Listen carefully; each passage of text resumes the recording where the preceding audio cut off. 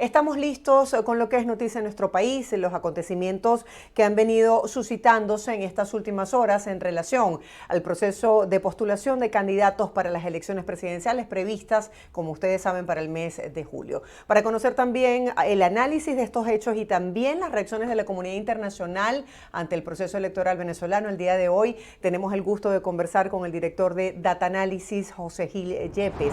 Gracias por su tiempo, bienvenido. Buenos días, mucho gusto.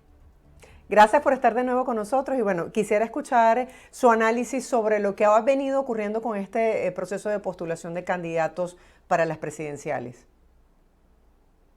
Bueno, resultó un proceso un poco escabroso por el tema de las inhabilitaciones y también el, la limitación en las tarjetas que están autorizadas para inscribir candidatos. Los partidos que pueden inscribir candidatos tienen una tarjeta, y con esa tarjeta es la que inscribe al candidato. Entonces, de esas dos grandes limitaciones, pues la inhabilitación de algunos candidatos como Enrique Capriles o María Corina Machado, y y la limitación en en las tarjetas. Bueno, por fin tenemos un elenco de alrededor de 12 candidatos de oposición, eh, y una persona, pues Nicolás Maduro, por el sector gubernamental. Y veremos pues qué pasa en el corto tiempo que queda de campaña electoral. Lo que queda son 4 meses, y el gobierno todavía no tiene una manifestación clara en cuanto a campaña, porque generalmente las campañas electorales en cualquier parte del mundo están acompañadas por un incremento del gasto público, un incremento de las noticias sobre lo que hace el gobierno, las obras públicas, etcétera, las inauguraciones, y eso en este caso todavía no se está viendo de una manera fehaciente. Lo que sí se ha visto, pues, es la tensión, la discrepancia entre las candidaturas aceptables y las tarjetas autorizadas para inscribir candidatos. Sí, todavía mucha gente se pregunta qué pasó con Corina Lloris, por qué no se pudo inscribir, por qué no se habilitaron esos códigos para hacer efectivo este proceso y otros se preguntan por qué Manuel Rosales fue postulado por su propio partido Un Nuevo Tiempo como candidato. ¿Cómo analiza estos hechos? Bueno, lo de Manuel Rosales era más bien esperable, pues, que su propio partido lo postulara. Y así fue, y esa tarjeta siempre estuvo habilitada.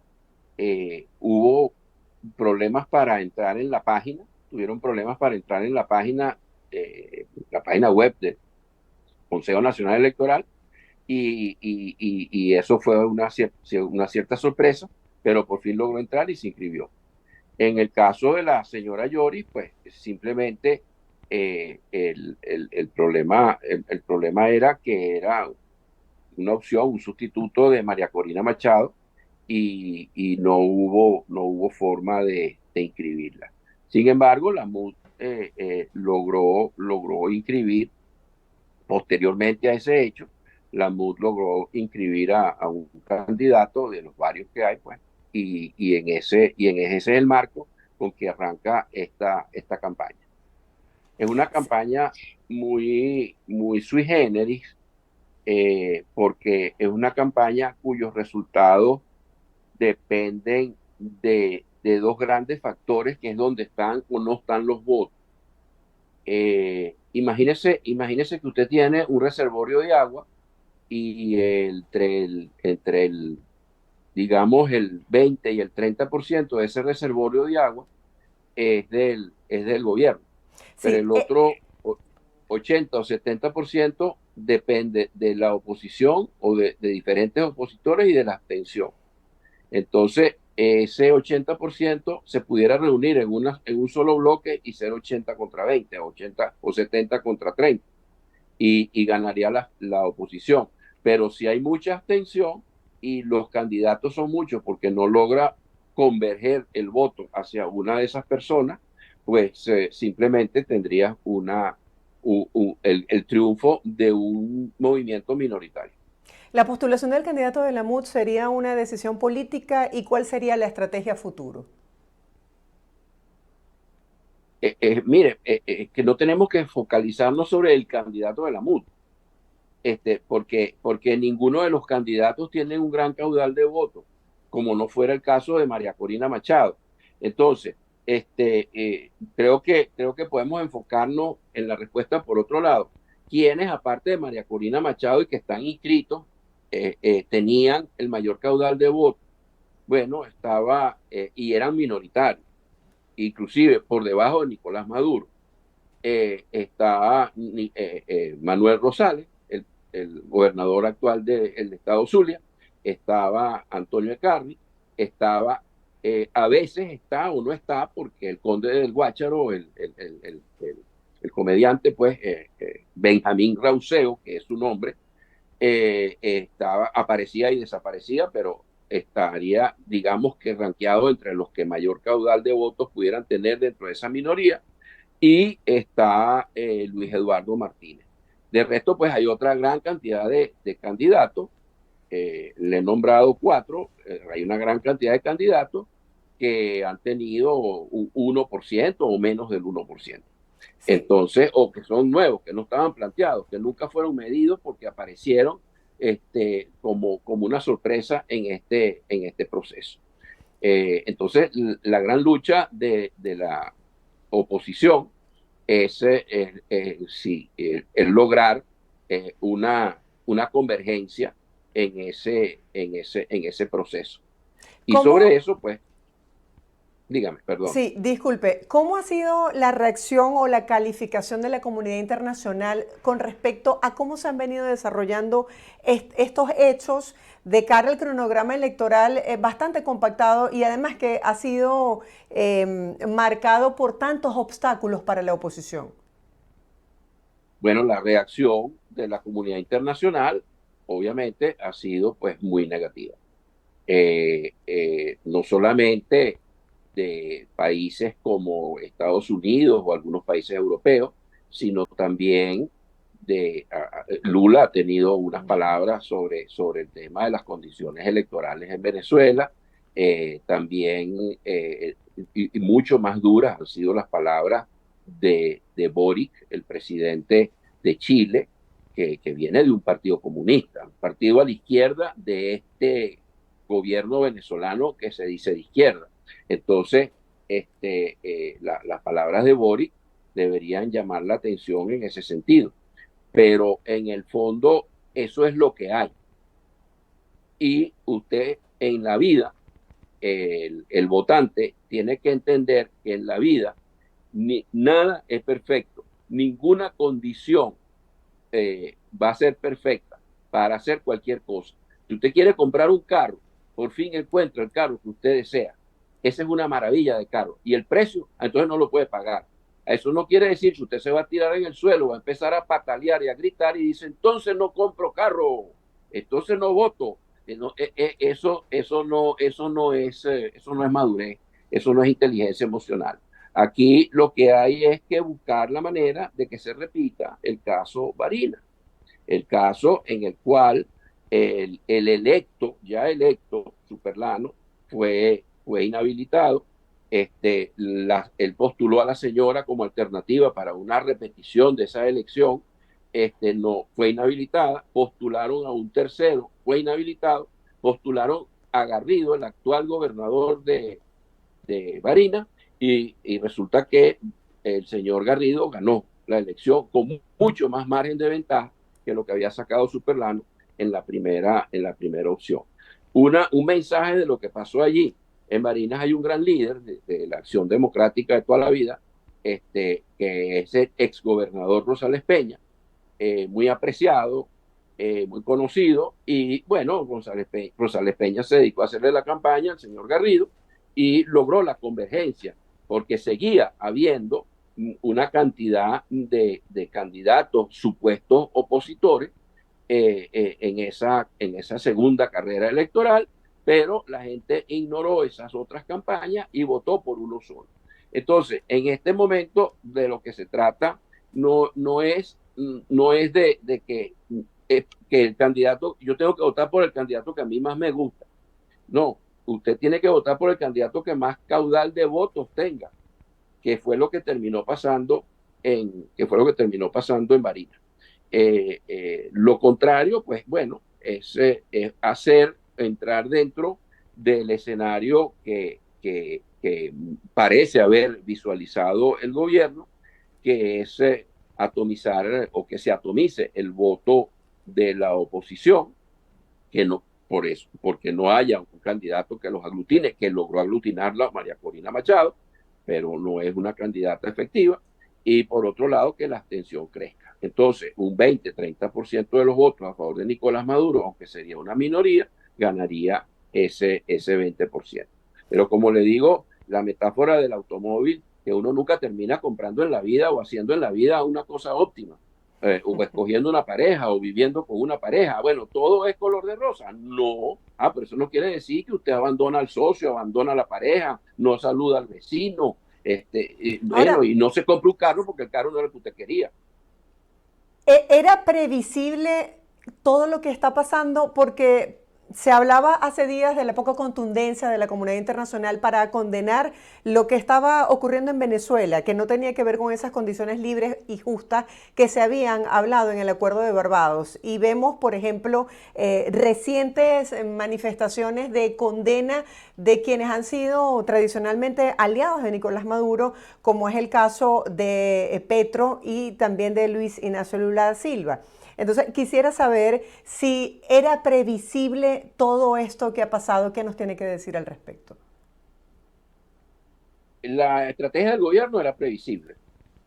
Eh, y esa estrategia ha funcionado de maravilla para el gobierno. Imagínese usted, Venezuela tiene 335 alcaldías y la oposición tiene alrededor de 120, pero pudiera tener 220 si no hubiera perdido 100 alcaldías, no porque no tuviera los votos, sino porque los votos iban divididos. Venezuela tiene 24 gobernaciones, de las cuales tiene 4, pero perdió 10 porque los votos iban divididos. Entonces, esto era, y porque la abstención crece. Cuando la gente ve una gran división en la oposición, también se desestimula, porque la gente, lo que ha venido rechazando la gente de parte de la oposición es, uno, el haber caído en la polarización, en el pleito con el gobierno; dos, la desunión interna; y tres, el no haber hecho propuestas concretas. Entonces, el tema de la desunión juega muy en contra de la oposición, y esa pluralidad de candidatos, si no emerge uno como venía emergiendo con el caso de María Corina Machado, la abstención sube. Eso era previsible. Ahora, las reacciones internacionales. Bueno, las reacciones internacionales de los grandes líderes de Occidente, como Estados Unidos y Europa, son modestas, son de palabra, pero bueno, es difícil que pasen de allí. Y las reacciones de un Lula, de un Petro, de un Boric, caramba, son interesantes porque son compañeros de izquierda. Entonces, en cierta forma, caen como una sorpresa en positivo para el concepto de la democracia, el pluralismo, las elecciones libres. Lo que queda de parte de los dirigentes, de los líderes de Occidente, como Estados Unidos y Europa, es ver el tema de si regresan o no regresan a las sanciones, para forzar al régimen en una condición, al gobierno de Venezuela, a unas condiciones electorales distintas, o como castigo a no haber adoptado esas condiciones más abiertas. Eh, Occidente necesita el petróleo venezolano. De los tres grandes reservorios petroleros de los Estados Unidos, dos están llegando a su fin. Y Estados Unidos es el primer productor de petróleo del mundo hoy en día. Europa necesita los hidrocarburos, el gas y el petróleo venezolano, porque la guerra, la invasión de Rusia contra Ucrania puso en evidencia una sociedad mal amarrada con el señor Putin, y que es muy delicado depender de Rusia en algunos aspectos estratégicos como la energía. Entonces están buscando, lo sancionaron y por otro lado están buscando otras fuentes de energía.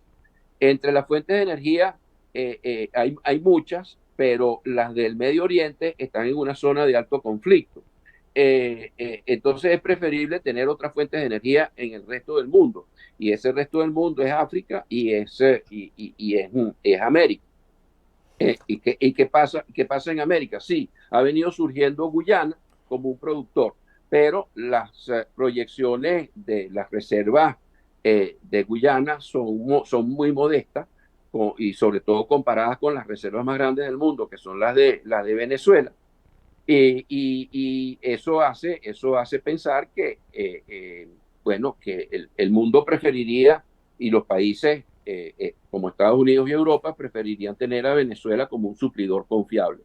En algún momento hemos pensado que a Venezuela la dejó el autobús en materia petrolera, porque hemos perdido unos 20 años, unos 25 años hemos perdido en materia de políticas petroleras adecuadas.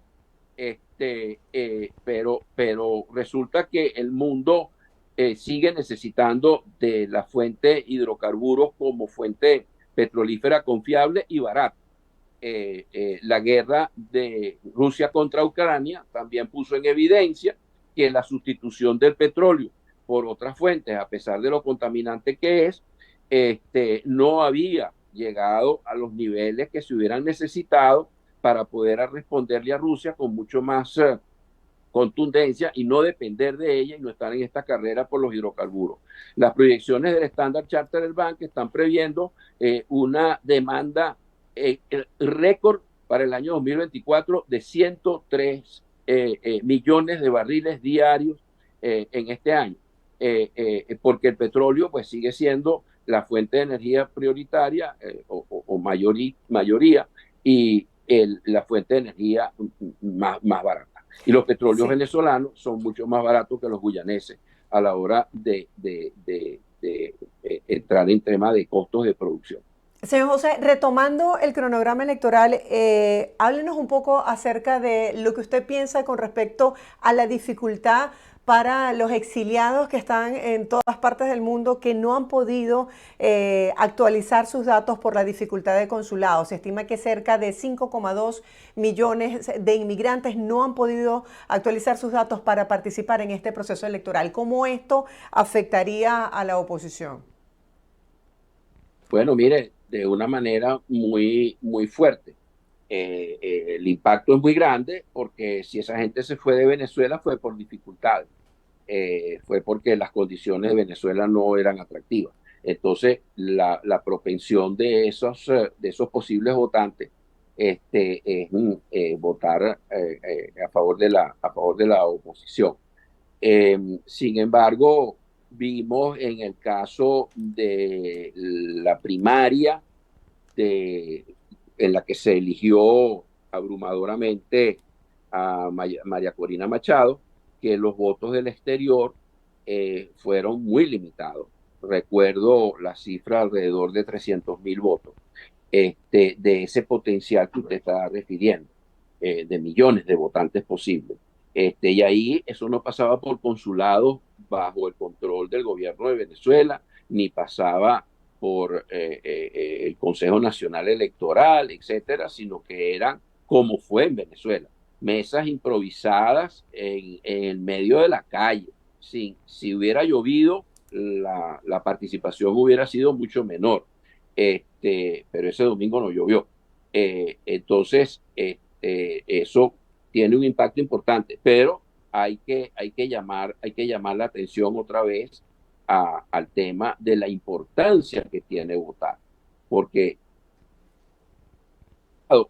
la participación en esa primaria, completamente privada, completamente libre, fue en el exterior sumamente baja, lo cual habla de una especie de, de falta, o por un lado, la versión negativa de eso, una falta de conciencia política y de responsabilidad política por parte de los ciudadanos. Y por otra parte, puede reflejar un hastío de la política, que fue lo que terminó de suceder con por lo menos un hastío de la política de los insiders y por lo que la gente terminó o los opositores terminaron inclinándose de esa manera tan abrumadora y entusiasta por María Corina Machado, que es un outsider dentro de la política venezolana. Entonces, sí, hay un hastío entre los insiders, pero ahí estaba María Corina Machado en esa primaria y la gente de todas maneras no fue a votar. O sea que aquí hay un problema de responsabilidad política y de inteligencia emocional que yo creo que vale la pena un análisis muy profundo. Muchas gracias por acompañarnos el día de hoy y presentarnos su posición sobre lo que está ocurriendo en el país en estos días, pues tan cruciales para el futuro de Venezuela. Bueno, Feliz día. y sus oyentes que recuerden la metáfora del carro, porque si uno no consigue el carro perfecto, tiene que terminar comprando otro carro. Gracias por acompañarnos. Feliz día. Gracias. Gracias a usted. Hoy estamos conversando con José Gil Yepes, director de Data Analysis, presentando su visión sobre la situación país.